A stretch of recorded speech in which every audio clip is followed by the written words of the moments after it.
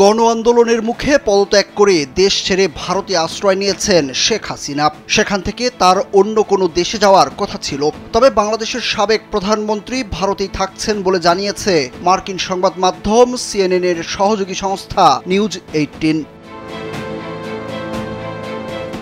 শুক্রবার এক প্রতিবেদনে সংস্থাটি জানিয়েছে শেখ হাসিনা ভারতেই থাকবেন, তবে তিনি ভারতে রাজনৈতিক আশ্রয় নেবেন না। এর বদলে ভারতের ভিসার মাধ্যমে দেশটিতে অবস্থান করবেন।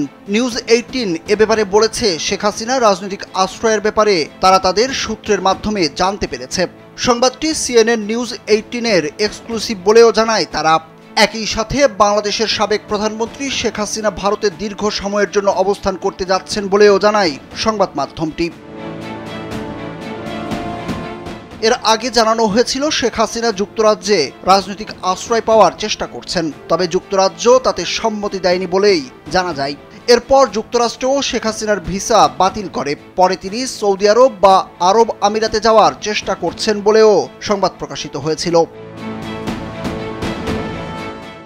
নিউজ 18 বলছে, শেখ হাসিনা ভিসার মাধ্যমে ভারতে অবস্থান করবেন, কারণ ভারতে কোনো শরণার্থী বা সাহায্য প্রার্থীর আইন নেই। নিউজ 18-এর সাংবাদিক জানিয়েছেন, যুক্তরাজ্যে শেখ হাসিনা রাজনৈতিক আশ্রয় পাওয়ার চেষ্টা চালিয়েছিলেন, সেটি আপাতত বাতিল করা হয়েছে, কারণ যুক্তরাজ্য এ ব্যাপারে কোনো ইতিবাচক সাড়া দেয়নি। এছাড়া যুক্তরাষ্ট্র তার ভিসা বাতিল করেছে।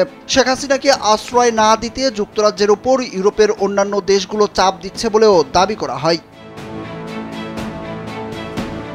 তবে ভারত সরকার শেখ হাসিনাকে বলেছে, যতদিন পর্যন্ত তিনি ভবিষ্যৎ পরিকল্পনা ঠিক না করছেন ততদিন পর্যন্ত তিনি ভারতেই অবস্থান করতে পারবেন। এর আগে 5 আগস্ট গণ অভ্যুত্থানের পর তড়িঘড়ি করে ভারতে চলে যান শেখ হাসিনা। প্রাথমিক অবস্থায় শেখ হাসিনার পরিকল্পনা ছিল প্রথমে ভারতে যাবেন, দেশটিতে অল্প সময় অবস্থান করে উড়াল দেবেন যুক্তরাজ্যে, তবে সেটি আর হয়ে ওঠেনি। সুরুজ আহমেদ, কালবেলা।